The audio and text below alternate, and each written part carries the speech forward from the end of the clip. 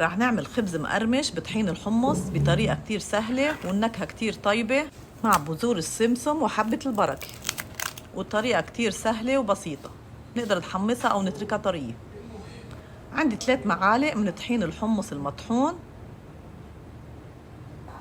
معلقة من بذور السمسم، وعندي معلقة من حبة البركة، عندنا معلقة من الكمون. بخلطهم مع بعض وبعجنهم بربع كوب من الماء.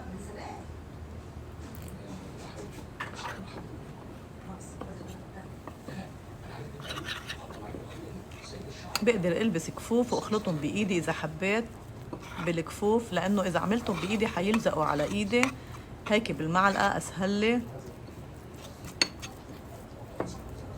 هيك العجينة صارت جاهزة، رح نزل عليها بيكنج باودر عشان تنفخ شوي. برجع بخلطهم مع بعض.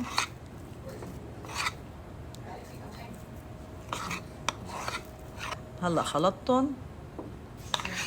هلا بجيب ورقة الزبدة بحطها على صينية الفرن، بحمل الفرن مسبقا على درجة حرارة 220 وبفردها بهيدي الطريقة. او اذا حبيت اعملها قراميش انه قطعها قطع صغيرة بقدر اعملها قطع صغيرة اذا ما بدي اياها قرص واحد. هلا هون كل ما بدي افردها بغمس المعلقة بالمي لانها بتلزق بالمعلقة، انه العجينة كتير رخوة.